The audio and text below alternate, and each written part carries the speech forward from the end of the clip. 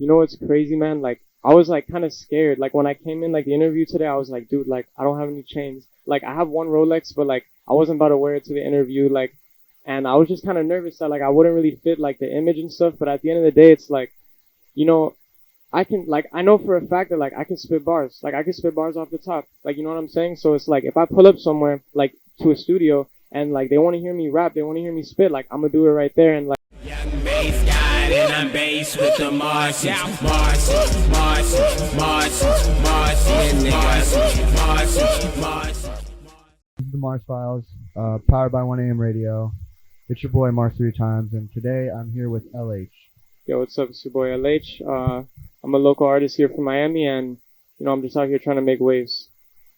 I feel it, brother. I feel it. I was gonna say like, what it like, tell people what it is that you do, but I feel like you kind of just broke it down, I guess. So we met at the Aux Wars, Yeah. and everybody that like performed and like hung around, I'm doing interviews with because one, it's important that people like are in the crowd for that kind of shit, and two, it just like I don't know, it just shows that like you care, you know, Yeah, like nah, you care about the definitely. culture, and that's important to me. Yeah, I mean, at the end of the day, like, you know, when it comes to hip hop, like, you could break it down into so many different like categories. Like, hip hop is also dance. Like, it's not just rap. It's not just this. It's not just that. So it's like, I've only done like one show, but when I pulled up there, it was like a collective show. Everybody got their chance to shine, and it was just like, it was honestly super dope, super awesome. And that's honestly like, I stayed partially because I was waiting for my friends to go on, but you know, like, we would have stayed. We would have stayed like mostly till right before it ended anyways. Like, it was super awesome. It was a For great sure, no, I event. appreciate that. So I kind of just want to start at the beginning, bro. Like, where are you from? Where am I from? I'm from here, Miami, Florida. And when I was like a really young child, my parents, they worked all over the country and stuff, so I moved around a lot. But when I started school, I started here, and like I finished high school here in Miami as well. What's your nationality? My nationality is, I guess you could say I'm half Hispanic and then half American, because my last name is Hernandez. Like LH is like Lucas Hernandez, like my initials. Okay, So yeah, I it's was like, gonna yeah. ask you that too. Why Yeah. your name is LH? But I mean, but it goes for a lot of different things. Like if I'm on the track and like I want to say a punchline, like LH, like left-handed, but I move the right direction, or like whatever, just like different little things like here and there. But you know, it's simple and it's stuck. Honestly, it's stuck with all my fans. Like I hate that name. I have bars on my songs where I'm like, oh, like I have a whack name. My name sucks, but everybody, like all my fans, that's what they call me. They won't call me anything else. So word. yeah. So how'd you end up getting into music? Getting into music is crazy because when I was a kid, I hated rap. Like I hated rap. Like all my friends would listen to it, and I like, you know, I liked it and I thought it was cool, but I guess I was just too young. Like I was just too young to really understand like the innuendos and the punchlines and the bars.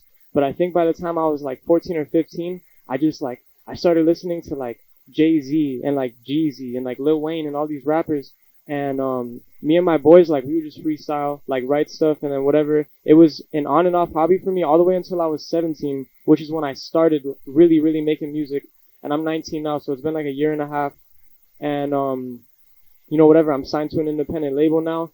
I'm here doing an interview now, so it's like I just feel like I've made a lot of like positive moves. Like, you know, just like from the start to where I'm at now. I feel like definitely I've just made a lot of positive moves. Like my career. How'd you get involved with SoFlo Records? Because I honestly I interviewed them like when I first started. Yeah. I think they were like episode 4 or 5 or something. Like how'd you end up getting involved with them? SoFlo Records is crazy. Another crazy story because SoFlo Records is based in the town that I live in, which is Miami Springs. And it's actually a city, but you know, I call it a town because it's small.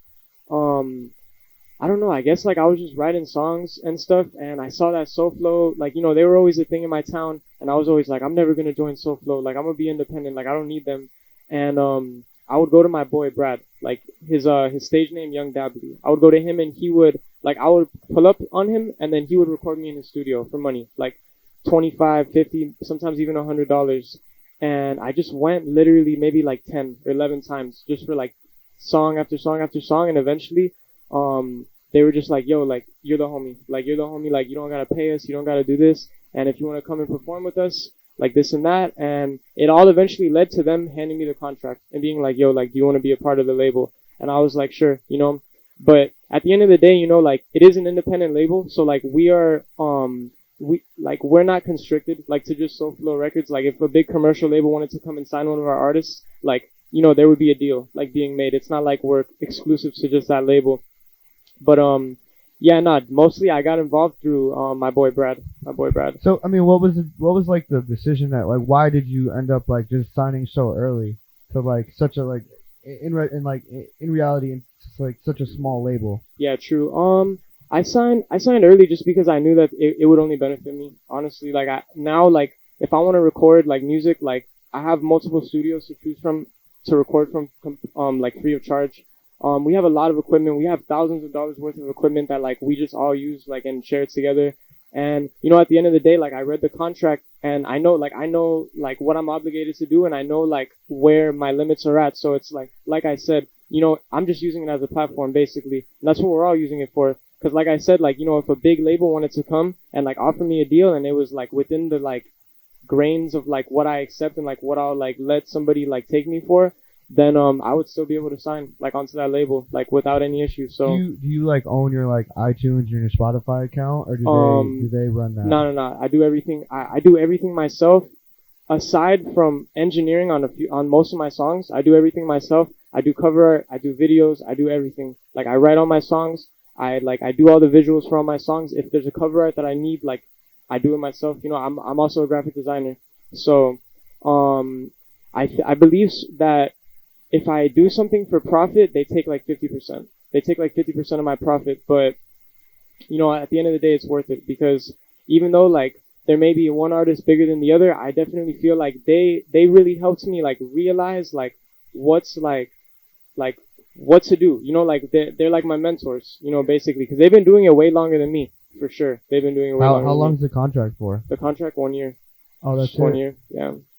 Oh, that's not bad. Yeah, it's not bad. It's literally, yo, man, for me, it's like, like, I'm pretty sure you've heard people say, like, it's a marathon, like, not a sprint, and, like, I totally resonate with that. I would much rather come into any type of scene established, like, with fans and with, like, some type of, like, fortitude where one bad thing or one this or one that wouldn't be able to completely discount me as, like, a good artist or, like, a good person or whatever. So it's like, I look up to a lot of artists like JID, Logic, like just these J. Cole, like not only for their lyricism and their crafts, but just because they have the fan base. Like they get a lot of hate, but they still top sellers on their labels, top earners because they're fans. Like their fans are there for them. So that's my main goal, just to pick up a lot of fans and have that big fan base. Okay. So with the song you performed at Aux Wars, it was kind of like a more lyrical song. Yeah. Is that like what most of your music sounds like, or what? Well, I mean, honestly, my bad. I feel like when I started doing the music, it was like I was going for this like super lyrical, like I want to be like the best rapper alive, this and that. But now like I have my own studio, like that I could just record whenever, and I've gotten very good at just engineering, layering, like making the music more abstract. And I've realized why a lot of artists, like because I'll be like talking shit about like mumble rappers like all the time, but it's like you can really just get in the studio and layer yourself out, and it's like it's insane. It's so much better than they say. A lot of white rappers are technical, like because they have the syllable skills, they can split down the syllables, do all the bars, but it's like you have to have rhythm and you have to have some type of like soul to like add into the music. So like now with my new music that's coming out, like in the future, it's going to be just different. It's going to be the lyrics, but it's also going to be, like relatable things, relatable topics, and just like more like I'm also going for the good sound, like the trap sound, the party sound, everything. Like I want to do everything, like I'm not just limited to lyrical stuff. I'm not gonna lie, like that's my pocket, like what I'm saying, like that's the pocket that like I'm probably most comfortable in, but like I'm not trying to be like just like a one trick like Pony. friggin' one trick pony. Yeah, that's definitely not what I'm trying to be. I mean, you haven't been rapping for too long, but like have you experienced any prejudice or any like, how do I say it? Like, have you experienced anything negatively for being like a white rapper? I mean, dude, like, what's crazy, man? Like, I was like kind of scared. Like when I came in like the interview today, I was like, dude, like I don't have any chains. Like I have one Rolex, but like I wasn't about to wear it to the interview. Like, and I was just kind of nervous that like I wouldn't really fit like the image and stuff. But at the end of the day, it's like, I can, like, I know for a fact that like I can spit bars. Like I can spit bars off the top. Like, you know what I'm saying? So it's like if I pull up somewhere like to a studio and like they want to hear me rap, they want to hear me spit, like I'm gonna do it right there. And like, if they want to discredit me for whatever reason, like that's on them. But I have like a lot of pride in that sense that I know that I have the skill and like I have the talent that I've been working on, that I've been crafting. And it's like, I know a lot of people that are like, oh, I'm a rapper, I'm a this and I'm a that, but like I can't freestyle, and like, oh, but like I can't, like I have to be in the studio and like this and that. And it's like, I'm just not like that, like I feel like I'm ready at all times just to like show up and like show what's up, like show people what's up with me. And if they want to judge me, they can go ahead and judge me, but like, I'm the one who's putting in all the work. Like I'm the one who's doing this for myself. Like I don't have time to be like worrying about some hater on his computer or in the crowd or whatever. So, an opinion is an opinion. Like I respect all opinions for sure. Okay, so a lot of people in South Florida use the N-word. Do you use the N-word? I mean, bro, like I'm not gonna say I've never used it before, but I could tell for sure. Like now, it's just like you go on Twitter, everybody's like, oh, like this and that. Like you can't say that, and it's like, just out of respect for the general population of people, like if this group of people is telling me like we're not comfortable with you saying this, like I'm not gonna say it. On the track, I'll never say it. Like that was never like I know a bunch of white rappers that'll send me their shit because they're like, whatever they're getting into it, they send me that, they have the N-word on it, and I'm like, dude, like take that out. Like, that's not gonna sit well with a lot of people. Another thing that doesn't sit well with a lot of people is like politics and religion, but like I'll reach there. Like I'll reach into politics and religion, but I won't reach into like culture, like trying to like whatever. Hip hop is, African black culture, that's what it is, but it's like, I'm not gonna reach into a point where I'm trying to like take something away from somebody where they feel like I'm appropriating, so it's like, I guess I would say that I don't, like I don't use the word, but I feel like a while ago, maybe when I was a little bit younger, especially here in Miami with everybody around, when we were in middle school and stuff, we would throw it around and stuff, but by now it's just like, I don't got time, and I feel like also that word is a 2-syllable word that like fills in like for a lot of bars in songs. So it does make like writing more difficult for me, but it's like, it gives me more of a chance to like use other words and try to like make things more intricate than just like cycling it back to that one last word that rhymes, like that one last word that rhymes again and again and again. And it's like a cheat code, like honestly, but like whatever, it is what it is. All right, so like, what do you have planned? I mean, what's the plan for the rest of this year, the next 5 years? What does that look like for you?